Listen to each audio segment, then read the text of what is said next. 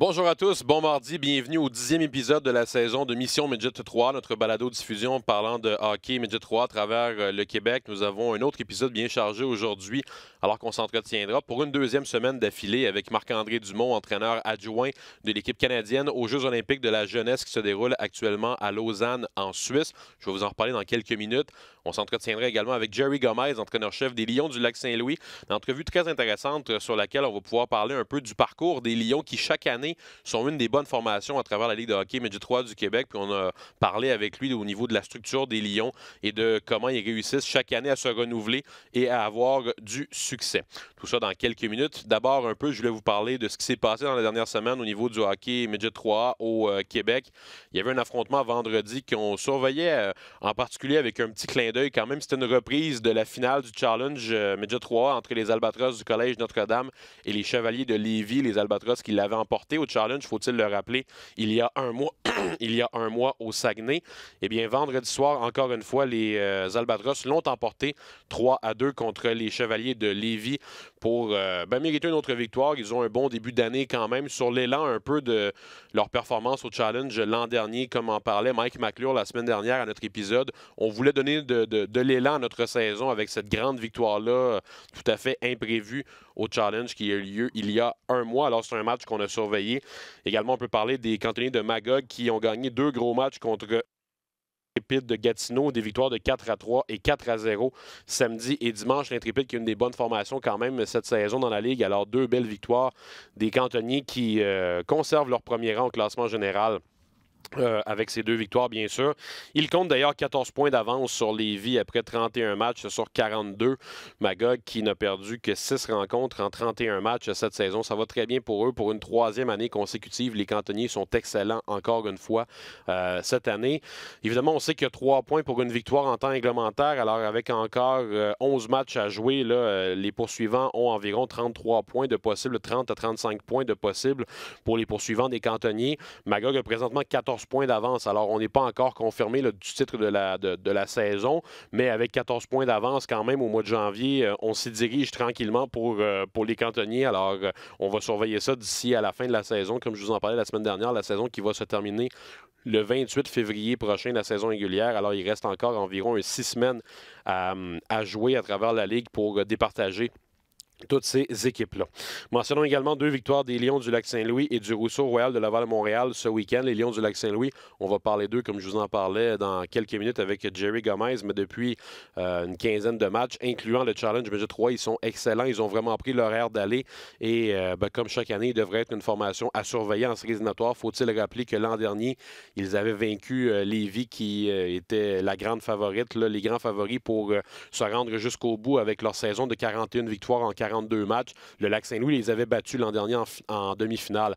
Alors, tout ça pour dire que le Lac-Saint-Louis, à chaque année, est une des bonnes formations. Et là, présentement, ils ont pris l'horaire d'aller. On va pouvoir en parler avec Jerry Gomez dans quelques minutes. Mentionnons également que Alexis Morin et Elliot Lavoie du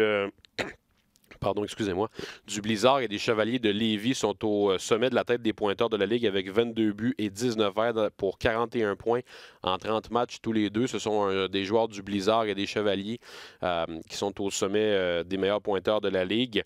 Je voulais vous parler également de quelques nouvelles cette semaine. Les Forestiers d'Amos qui ont eu 2 coups durs cette semaine. Zachaël Turgeon des Forestiers a vu sa saison se terminer. Lui, il n'avait pas joué depuis le 27 octobre. Ça fait quand même quelques semaines qu'il ne jouait plus. Mais là, vraiment, on a eu la confirmation cette semaine qu'il ne jouerait plus au hockey cette année. Une blessure grave au genou qui va le forcer à rater les 8 prochains mois d'activité. Alors, une triste nouvelle pour lui et pour les Forestiers qui perdent un de leurs bons éléments jusqu'à la fin de la saison, assurément. Et pour le joueur qui est un choix des Tigres de Victoriaville, c'est un coup dur quand même dans son développement, en lui souhaitant qu'il pourra revenir à 100% l'an prochain. Et l'autre nouvelle, elle a été négative un peu pour les Forestiers, mais positive pour le jeune. C'est le gardien Nathan Darvaux, meneur dans la Ligue pour le pourcentage d'arrêt cette saison. C'est un des meilleurs gardiens de la Ligue. Il a été rappelé par Victoriaville pour au minimum 1 mois. Alors, ne sera pas avec les Forestiers dans les prochains week-ends et peut-être même jusqu'à la fin de la saison régulière. Il faudra voir. Évidemment, pour les Forestiers, c'est un coup dur pour eux avec leur gardien qui quitte. Mais pour le jeune, ça reste une belle nouvelle quand même de se joindre aux Tigres dans la Ligue de hockey junior major du Québec qui, eux, ont eu un blessé en haut, alors avaient besoin d'un gardien pour les prochaines semaines, assurément. Les joueurs de la semaine, Jacob Charbonneau des Riverains du Collège de Charlemagne, 4 buts et 1 aide pour 5 points en 2 matchs. Et Mathis Dorcal-Mador, gardien des Cantonniers de Magog, qui a eu 2 victoires, dont un jeu blanc, avec une moyenne de buts alloués de 1,53 et un taux d'efficacité de 943 dans les 2 matchs qu'il a disputés. Alors, ça fait le tour un peu des nouvelles qu'on avait cette semaine dont je voulais vous parler. Mentionnons également ce qui nous amène vers notre premier invité de la semaine, les Jeux olympiques de la jeunesse qui se déroulent à Lausanne, en Suisse, depuis une dizaine de jours maintenant, mais le tournoi de hockey masculin a commencé samedi dernier, le 18 janvier. C'est un tournoi dont on avait parlé la semaine dernière avec Marc-André Dumont, un tournoi un peu différent. Seulement 2 matchs de ronde préliminaire. Alors, le Canada a perdu son premier match contre la Russie samedi contre les Russes et a gagné son deuxième match ensuite contre le Danemark. Une victoire qui était évidemment attendue pour terminer sa ronde préliminaire avec une victoire et une défaite. A donc qualifié son équipe pour la demi-finale parce qu'il y avait 3 équipes dans chaque groupe, 6 équipes. Les équipes 1 et 2 accèdent aux demi-finales et l'équipe 3 était éliminée. Alors, le Canada a accédé à la demi-finale qui s'est disputée ce matin, heure du Québec. Évidemment, on est mardi matin, le 21 janvier. Et le Canada a été battu 2-1 dans un bon match de hockey très serré contre les États-Unis ce matin. Donc, va disputer demain le match pour la médaille de bronze. Évidemment, c'est une défaite crève-cœur qui fait mal pour l'équipe canadienne, mais les États-Unis avaient été excellents dans leurs 2 matchs de ronde préliminaire et ce matin, ils ont marqué 2 buts en deuxième période pour prendre les devants et malgré un but du Canada en troisième période, on n'a pas su revenir de l'arrière jusqu'au bout pour forcer une prolongation. C'est le gardien des Estacades de Trois-Rivières, Vincent Filion, qui était devant le filet. Il est un des 5 joueurs de Ligue de hockey Midget 3 du Québec à faire partie de cette équipe canadienne avec Tristan Luneau et Noah Warren, 2 défenseurs des Estacades et des Riverains et les 2 attaquants Justin Côté et Antonin Véraud des Grenadiers et des Vikings de Saint-Eustache. Alors, ça fait quand même un beau tournoi, une belle expérience pour ces jeunes-là qui va se terminer demain avec le match pour le bronze. On va leur souhaiter évidemment la victoire dans ce match pour la médaille de bronze. On verra, on pourra en reparler la semaine prochaine de comment ça se sera terminé finalement ce tournoi pour eux. Et ce qui nous amène donc à parler avec Marc-André Dumont que j'ai rencontré, avec qui j'ai parlé il y a quelques minutes plus tôt ce matin. Alors, je vous présente notre entrevue avec Marc-André Dumont. Alors, Marc-André Dumont, qui pour une deuxième semaine d'affilée est avec nous au bout du fil, en direct de Lausanne, en Suisse. Salut Marc-André, comment ça va? Salut Jasmin, ça va bien toi? Ben oui, ça va bien, merci. Marc-André, ce matin, comme j'en parlais il y a quelques instants, vous avez perdu 2-1 contre les États-Unis en demi-finale. Une défaite qui, je le suppose, pour vous a été assez crève-cœur. J'aimerais ça d'abord te demander tes premiers sentiments là, sur le match que vous avez disputé ce matin à 5 h du matin, heure du Québec. Ben, c'est sûr qu'on est déçus, Jasmin. Les jeunes étaient vraiment abattus après le match dans le vestiaire, il n'y a pas de doute, parce qu'ils ont vraiment tout donné. On n'a pas rien à leur reprocher. Vraiment, surtout en troisième période, on a été dominant, puis on a vraiment cogné à la porte là, à 6 contre 4 avec moins de 2 minutes à faire. Là, on avait un filet ouvert, puis on a frappé la barre horizontale. Donc, on a vraiment tout fait, là, vraiment. Et c'était tout un match. Je sais pas s'il y a des gens qui nous écoutent qui ont regardé le match, là, mais à la télé, à la télévision ici à Lausanne, l'ambiance à guichet fermé. Là, on s'entend, c'est un mardi, Jasmin, à 11 h le matin. C'est à guichet fermé ici. Il y a personne de Hockey Canada qui s'attendait à ça, que le hockey soit si populaire et surtout qu'un match de semaine à 11 h là, soit à guichet fermé. Fait que c'est une expérience même, mais c'est quand même, ça demeure décevant là, d'avoir perdu. Ça a été un match âprement disputé. Vous affrontiez l'équipe qui avait été emmenée première de son groupe de l'autre côté. C'était un gros test pour vous, les Américains. Puis, comme tu en parlais, vous allez pouvoir dire que vous avez répondu à ce test-là quand même. Là. Aucun doute. Les jeunes étaient vraiment bien préparés. Et puis, ils ont pris la préparation avant le match avec sérieux. Tu sais, c'est des jeunes de 15 ans qui sont pas nécessairement tous habitués là, d'avoir du vidéo, qui sont pas tous habitués d'avoir là, des diagrammes à lire puis à s'assurer là, de bien comprendre tout ce qui se passe. Sauf que bon, on a 3 entraîneurs d'expérience, Goldie Dwyer qui a coaché dans le junior majeur, puis dans la KHL, Troy Smith qui a travaillé au moins 17 ans plusieurs fois, au moins 18, qui a travaillé dans la Ligue junior de l'Ontario comme entraîneur-chef, entraîneur adjoint. Donc, et moi-même, là, qui a une douzaine d'années dans le junior majeur au Québec, qui a moins de 20 ans l'an passé. Fait qu'on a vraiment un staff là, qui était très expérimenté. Fait qu'on a bien encadré les jeunes, mais les jeunes ont tellement bien répondu. Et puis, les Américains, c'est leur attaque. Ils ont une attaque phénoménale. Il y avait 3 premiers trios. Donc, fallait vraiment être très, très bon défensivement sans la rondelle. On avait démontré aux joueurs c'était quoi les tendances, c'est où qu'ils connaissaient du succès, c'est de quelle manière. Puis, on avait donné la solution qui allait avec chacun des éléments. Tu sais, dire, si eux autres qui ont du succès là, si on fait ça, bon, on va contrecarrer ça. Et on les a limités à 2 buts. Ils ont un but sur un tir de punition. Un tir de punition, Jasmin, que je dois t'avouer que tu l'aurais pas accordé? Je veux dire, pour donner un tir de punition, il faut que le gars soit en échappé, puis c'était un 1 contre 1, où est-ce que notre défenseur est en train de se faire contourner, puis le joueur américain a saisi son bâton. Donc, évidemment, tu sais que je cherche pas d'excuses, c'est pas mon genre, mais il reste que c'était assez douteux. Fait que dans le fond, là, à 5 contre 5, là, dans le jeu, là, tu sais, c'est-à-dire à 5 contre 5, on leur a donné 0 but, puis ils ont marqué un but en avantage numérique. Donc vraiment, on a fait tout un travail, puis c'est juste qu'il aurait fallu marquer plus qu'un but. Et puis malheureusement, on l'a pas fait. Mais il reste que ça a été vraiment là un match. Il y avait un directeur général d'une équipe de la Ligue de l'Ontario qui était ici. Et puis, il nous a dit après le match que c'est le meilleur match qu'il avait vu cette année, là, le meilleur match midget ou junior qu'il avait vu cette année. Donc, ça donne une indication un peu là, de la qualité du spectacle. Les 2 équipes étaient prêtes. Les 2 équipes ont offert une opposition là, de premier plan.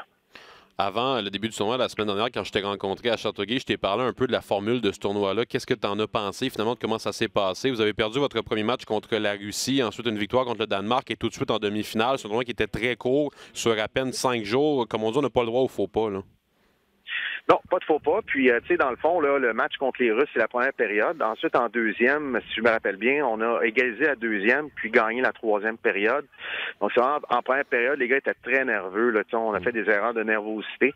C'est une formule très intéressante pour des 15 ans. Tu sais, d'avoir 9 attaquants, 6 défenseurs, ben, t'as pas le choix d'utiliser tout le monde. Et puis, tu sais, c'est 3-15 minutes, donc ça va quand même assez vite. C'est une belle formule. Moi, je trouve que c'est vraiment intéressant. Et puis, c'est une belle introduction pour ces 15 ans-là. Évidemment, Jasmin, tout le monde, on s'entend, c'est aux 4 ans, là, c'est les Jeux olympiques jeunesse. Donc, mais c'est une belle introduction pour ces 17 joueurs-là au programme national de Hockey Canada. Que ce soit en termes de de la récupération, des processus de relaxation, de l'identité de jouer pour Hockey Canada. Ça veut quoi? C'est quoi les valeurs de Hockey Canada? Comment on se comporte? C'est des choses, le code vestimentaire strict, et puis donc les 17 gars là, qui ont vécu ça. Moi, je trouve que c'est une belle formule, honnêtement. J'en avais parlé avec Martin Raymond aussi. Là. Il a été l'entraîneur là, en 2016, puis il m'avait dit que ça avait été une super expérience pour lui, puis il a pas regretté du tout d'y être allé. C'était en Norvège à ce moment-là. Ça avait été en Norvège il y a 4 ans. Toi, cette année, tu es à Lausanne en Suisse. J'aimerais ça te demander un peu l'expérience. Tu as parlé un peu des gens dans les estrades qui ont bien répondu à l'appel. Les jeunes et toi, personnellement, comment vous avez vécu ça cette semaine-là en Suisse, à Lausanne? Ben écoute, c'est vraiment c'est phénoménal. Là. Tu restes au Vortex. Donc ça, c'est le village olympique. Là. Ça a quoi? 10 étages, 8 étages. Tous les pays sont ici. Il y a une sécurité exceptionnelle. Là. Nos sacs à dos sont vérifiés à l'entrée, tout ça. Les jeunes sont en sécurité. Il y a une clinique médicale du Comité olympique canadien si les gars sont malades ou blessés. Il y a une salle de massothérapie avec des massothérapeutes professionnels. Il y a une clinique médicale du village olympique, des Jeux olympiques. Et puis, on allait à notre lieu de compétition en métro. Alors, c'est des jeux qui se veulent verts. Donc, on prenait le métro, c'est en avant du Vortex, et puis c'est peut-être 4 ou 5 stations, et ensuite on marchait une dizaine de minutes pour se rendre à l'aréna. Donc, dans le métro, les Canadiens, les joueurs de hockey canadiens sont populaires. On prenait des photos. Nos jeunes se faisaient accoster à l'occasion pour des autographes. Les gens nous parlaient. On s'entend aussi qu'à Lausanne, c'est francophone. Donc, on parle français ici à Lausanne. Donc, c'était vraiment une belle expérience. Maintenant, là, puis le métro, ben, on sait tous que le transport en commun en Europe, c'est phénoménal, là, comparativement à l'Amérique du Nord. Donc, il est très beau, le métro à Lausanne, si je me trompe pas, là. il est magnifique. Et puis, tu sais, c'est pas une grosse ville, Lausanne, donc il y a 2 lignes de métro, mais ça suffit. Tu peux te déplacer dans tout Lausanne. Et puis, c'est sécuritaire, c'est électrifié. Donc, ça m'a donné un peu un aperçu de ce que le REM pourra avoir là dans quelques années à Montréal. Oui, vraiment. Moi, je t'en avais parlé la semaine dernière. Je suis déjà allé, moi, à Lausanne. J'avais adoré cette ville-là. Alors, je pourrais en parler. C'est des beaux souvenirs de la Suisse. Marc-André, en terminant, je voulais te parler un peu des 5 joueurs de Ligue de hockey Midget 3 du Québec. Sans les faire un par un, qu'est-ce que tu as pensé un peu de la performance de nos gars du Québec? Là, soit Vincent Filon, qui était devant le filet, d'ailleurs, ce matin, Tristan Luneau, Noah Warren, Justin Côté, Antonin Véraud. Ils ont tous bien fait, honnêtement. Ils ont tous contribué à notre semaine, à notre tournoi. Vincent Fillon a rapidement saisi le poste de numéro 1 là, comme gardien de but. Il s'est imposé. Puis même si on l'a sorti du match contre les Russes, on l'a ramené immédiatement le lendemain contre le Danemark. Ce matin contre les Américains était excellent. Justin Côté a très bien fait, mène beaucoup d'offensives. Antonin Véraud également, beaucoup d'offensives. Il y a du punch, il y a un bon tir. À la défense, Noah Warren, puis Tristan Luneau ont été solides aussi. Là, ils ont eu des bonnes performances. C'est des jeunes qui ont un très, très bon potentiel. Marc-André, il reste un dernier match demain contre le perdant du match entre la Finlande et la Russie. Évidemment, on verra. Je pense que ce match-là est en cours présentement, là, si je ne me trompe pas, ou va commencer bientôt, là, si je ne m'abuse. Je sais pas, on s'attend à une médaille de bronze demain. On aimerait ça remporter une médaille de bronze demain. On s'attend quoi à jouer contre les Finlandais, je suppose?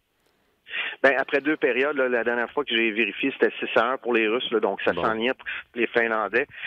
C'est sûr qu'on veut gagner la médaille de bronze. Puis pour les jeunes, ils veulent partir des Jeux olympiques. Quand tu peux pas gagner la médaille d'or, ben si tu regardes sur ta table, c'est quoi qui reste? Ben il reste la médaille de bronze. Fait que c'est ça qu'on veut. Fait que c'est vraiment l'objectif là, de gagner demain, puis de revenir là au moins avec une médaille au cou pour les jeunes. Ta prédiction pour la finale, par curiosité, en quelques instants, les Américains ou les Russes, lesquels sont les plus forts? Vous avez affronté les 2 équipes? Ben, ça va être une belle finale. Les Russes sont très talentueux, les Américains aussi, mais je crois que les Américains ont un petit peu plus de profondeur. Comme je disais tout à l'heure, ils ont comme 3 premiers trios. Donc, j'aurais tendance à penser que possiblement les Américains vont avoir le dessus sur les Russes. Mais tu sais, ça va jouer pas grand-chose. Mais on va suivre ça, c'est sûr. Un gros merci Marc-André pour ton temps ce matin. Bon retour au Québec. Profitez des derniers jours en Suisse là-bas. Puis félicitations pour le travail que vous avez accompli. Merci, Jasmin. Ça me fait plaisir. Salut Marc-André. Merci. Merci. Alors voilà, c'était Marc-André Dumont, entraîneur adjoint de l'équipe canadienne aux Jeux olympiques de la jeunesse, une équipe d'entraîneurs qu'il formait avec Gordy Dwyer, l'entraîneur-chef de l'équipe. Il y avait seulement 3 entraîneurs qui étaient là-bas avec Troy Smith, également un gars de l'Ontario.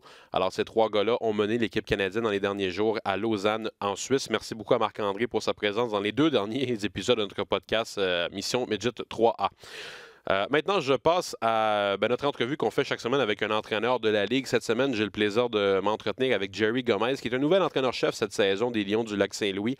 Plusieurs années comme entraîneur adjoint dans la structure des Lions, que ce soit avec l'équipe Midget 3 ou avec une autre équipe de la structure. Et cette année, en remplacement de John Goyens, qui a quitté vers la Ligue de hockey junior majeur du Québec avec le Drakkar de Bécomo, eh bien, c'est Jerry Gomez qui a eu la tâche de reprendre cette équipe-là. Alors, on lui a parlé également et je vous présente à l'instant cette entrevue.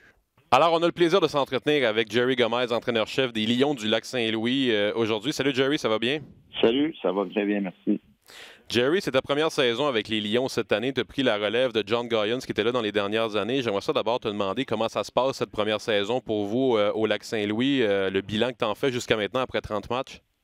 Ça va très bien. Effectivement, John, quand tu remplaces quelqu'un qui est là depuis 10 ans, comme John Goyens était, c'est pas toujours nécessairement facile les premiers mois, une adaptation et puis j'ai côtoyé John comme entraîneur adjoint pendant 6 ans, ce qui a aidé à la transition. Et aussi, j'ai accès à John tous les jours, quasiment par texte ou par téléphone. On se parle, on est très proches. Fait que ça côté transition, ça a bien été. Pour moi, personnellement, c'est effectivement, un changement de rôle. J'ai été aussi directeur de structure, donc je prenais charge du développement de joueurs de toute la structure des Lions depuis 2011-2012, je crois. Donc, je connais très bien les joueurs. C'est une question maintenant d'avoir une relation un petit peu différente là, comme entraîneur-chef de ces joueurs-là que je connais depuis qu'ils ont 8-9 ans. Mais jusqu'à date, j'ai du plaisir. L'équipe va de mieux en mieux. Et puis, on baigne dans l'huile un petit peu, comme on dit, depuis le mois de novembre. Tu en parlais justement un peu de la relation que tu as eue avec John dans les dernières années. Je suppose que ça t'a beaucoup aidé quand même pour la faire, cette transition-là. Le fait que John est parti en bon terme des Lions. Il y a eu un nouveau défi avec le Drakkar de Bécomo dans la Ligue de hockey junior majeur du Québec. Mais la transition s'est faite quand même en douceur, je pense, là, avec les Lions. Oui, c'était assez facile. Comme je dis, j'ai été son entraîneur adjoint. On est allé à la Coupe TELUS ensemble. On a connu quelques finales dans les séries. Donc, la transition a été excellente. Et au jour le jour, c'est juste une question que quand tu es là depuis 10 ans, souvent tu fais des affaires que personne ne sait, que toi tu fais. C'est de découvrir ces petits trucs-là de John et j'ai pas changé beaucoup. J'ai copié-collé de ce que John a fait et j'ai mis ma petite saveur dans certaines thématiques de l'équipe, mais à part de ça, John il a très bien fait ça puis il m'a laissé dans des bons mains. Justement, tu en parlais un peu de la touche que tu voulais amener à l'équipe. Je voulais te le demander. Qu'est-ce que Jerry Gomez voulait amener à ce programme-là? En particulier, tu étais directeur de structure, comme tu en parlais, entraîneur adjoint. Qu'est-ce que tu voulais apporter comme entraîneur-chef maintenant là, de l'élite de la structure avec le Midget 3A? Écoute, pour moi, c'est l'attitude des joueurs, la pression essentiellement des gens à l'externe qu'il peut avoir sur ces jeunes-là. Mais le focus des Lions, ça a toujours été développement de joueurs, développement d'habiletés. Et j'adore ça. Je suis au service des joueurs. Et puis, je voulais que mon staff et tout le monde prennent cette optique-là d'être au service des joueurs. Et puis qu'on est capable de bâtir une bonne chimie d'équipe. Et quand tu as un changement comme ça, c'est des petits pas que tu prends. Et même moi, comme coach, depuis le début de l'année à maintenant, j'ai évolué. Ça faisait quelque temps que je n'étais pas entraîneur-chef d'une équipe. Je suis plus player coach maintenant que je l'étais au mois de septembre, par exemple. Je vois aussi communication avec les joueurs, être à l'écoute. Et les jeunes aujourd'hui, on dit tout le temps sont différents, mais c'est pas la même chose. Donc, pour moi, c'était d'amener une cohésion dans l'équipe et d'aider ces jeunes-là à développer comme joueurs de hockey et comme humains. Tu peux parler dans les dernières minutes des succès qu'ont eu les Lions, puis je voulais t'amener un peu là-dessus aussi. Les Lions du Lac-Saint-Louis, c'est un des programmes dans la Ligue de hockey Midget 3 du Québec qui a eu le plus de succès à travers les années. Même encore récemment, on vous voit chaque année avoir une bonne formation. C'est le cas d'ailleurs cette année. Comment tu expliquerais ces succès-là des Lions du Lac-Saint-Louis? Parle-moi un peu du programme que vous avez là-bas et qui semble être un de ceux qui fonctionne le plus à travers la Ligue et à travers le Québec. Je pense qu'avec notre philosophie de développement de joueurs et développement des habiletés, c'est notre pain et notre beurre.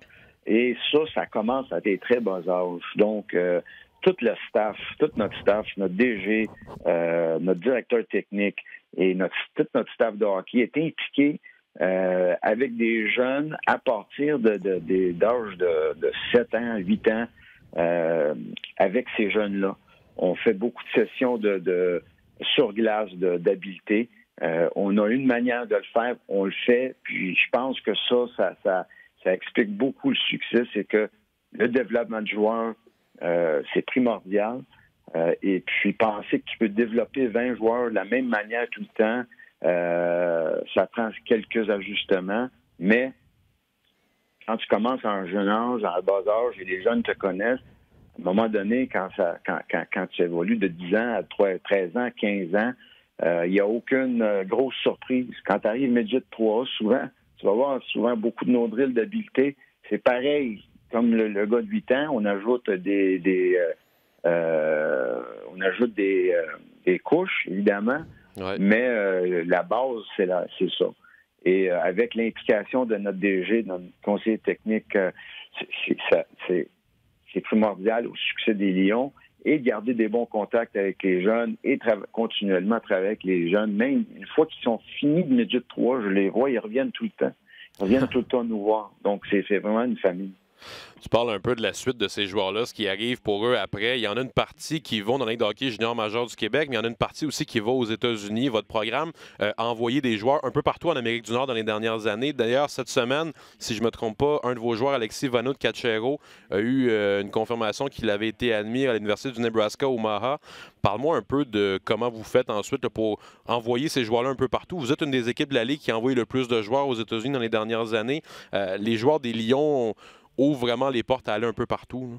Je pense que ça parle un petit peu de la diversité qu'on a dans notre région. Ouais. On a souvent, comme vous savez, nous, on n'est pas dans le modèle sport-études. On est la seule équipe de la Ligue qui n'a pas ça.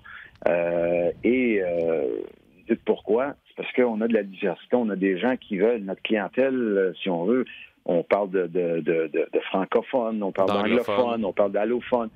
Sur notre équipe, cette diversité-là,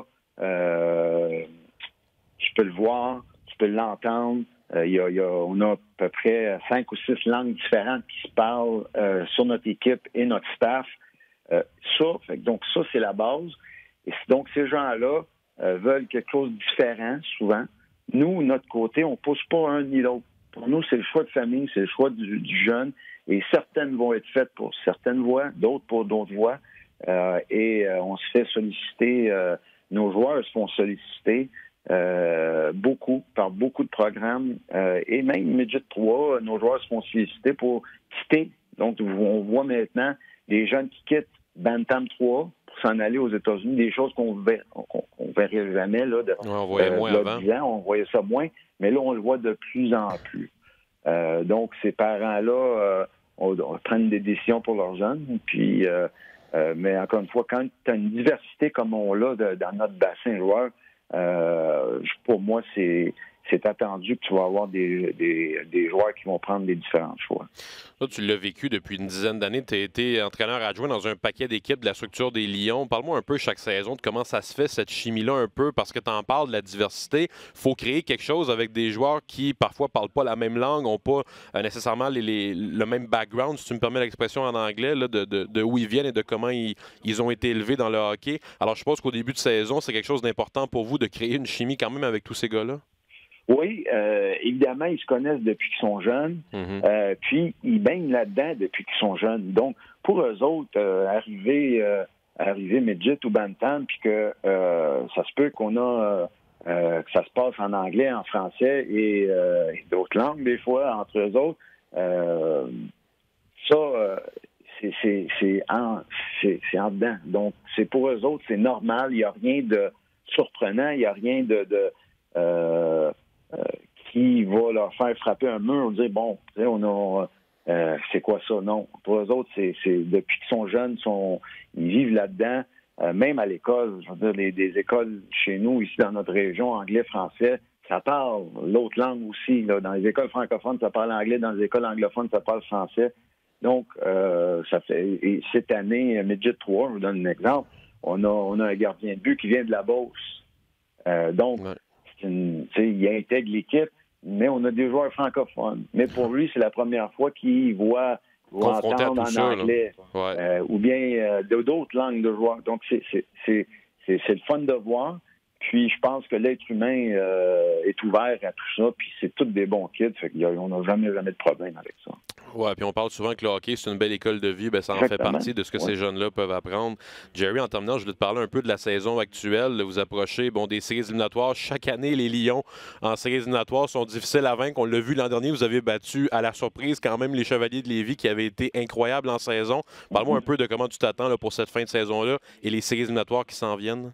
Oui, bien pour nous autres, écoute, encore une fois, je prends une leçon de John Goyens, parce qu'avec John, quand j'étais entraîneur avec lui, on se disait tout le temps, on est prêt à sacrifier des matchs pendant la saison et en plus, en début de saison, pour faire les choses correctement, pour que quand on arrive au mois de janvier, février, là, on prend notre altitude croisière, comme on dit, puis on y va. Et je pense que c'est un petit peu ce qu'on a fait cette année. En rentrant comme entraîneur-chef, on a eu de la misère au début de l'année. Souvent, je dis qu'il faut casser des œufs pour faire une omelette. C'était un petit peu comme ça. Mais les jeunes, on a embarqué. On a développé notre propre culture dans l'équipe. Puis depuis le mois de novembre, ça va très bien. Je pense dans nos 13 dernières parties saison régulière, on a 11 victoires, 2 défaites. Au Challenge, on est allé à demi-finale. Ouais. Fait que là, la préparation a déjà commencé. Et nous, depuis le mois de novembre, on a divisé le reste de l'année en tranches de 5 matchs. Donc, on joue des séries de 5 matchs depuis le mois de novembre. Encore une fois, c'est un petit truc de John qu'on a fait. Et donc, on est en mode série, nous autres, depuis le mois de novembre. Donc, on joue nos séries de 5 matchs et puis là, ça achève. Puis, quand on va arriver au mois de mars pour les séries, ben là, ça va pas être du inconnu. On vit des séries de 5 matchs depuis le mois de novembre. On a du succès. Donc, on s'attend à ce que ça va suivre. Mais évidemment, dans les séries, c'est le désir de gagner et la préparation qui va être importante. Ben, c'est un truc intéressant. C'est quand même, je ne l'avais jamais entendu, celle-là, faire les séries de 5 matchs comme ça. Ben, écoute, la meilleure des chances, Jerry, merci d'avoir été avec nous ce matin. Puis on va se reparler, je suppose, pendant les séries éliminatoires, j'en suis certain. Fantastique. Merci beaucoup. Salut. Merci, Jerry. Merci, bye-bye. Alors voilà, c'était Jerry Gomez. Merci beaucoup à lui pour son temps ce matin. Des propos très intéressants à propos de la structure des Lions du Lac-Saint-Louis. Moi, j'ai joint la Ligue de hockey Midget 3 du Québec au début des années 2010, là, en 2011-2012. Et depuis que je suis là, à chaque année, les Lions sont excellents et forment une des bonnes formations dans la Ligue. C'est très rare qu'on les voit dans le bas du classement. Et ils seront à surveiller en séries éliminatoires. Ils sont 7e sur 15 au classement général actuellement. Mais gageons qu'en série, ils seront à surveiller. Je vais prendre quelques instants en terminant pour offrir, au nom de la Ligue, toutes nos sympathies à l'organisation de l'Intrépide de Gatineau qui a perdu cette semaine un de ses grands bénévoles avec le décès de Jean-Murray Boursier, VP Communication de la Ligue. Alors, nos sympathies à sa conjointe Marlène et à ses 2 enfants, Jonathan et Émilie. Au nom de toute la Ligue, vraiment, toutes nos sympathies. C'était un des grands de l'organisation de l'Intrépide qui mettait beaucoup de temps au succès de cette formation-là. Alors, toutes nos condoléances. Je voulais remercier également l'équipe technique, Tim à la technique et Luc Dansereau, producteur également de l'émission. Merci à vous tous d'avoir été des nôtres et on se retrouve mardi prochain pour un autre épisode de Mission Midget 3.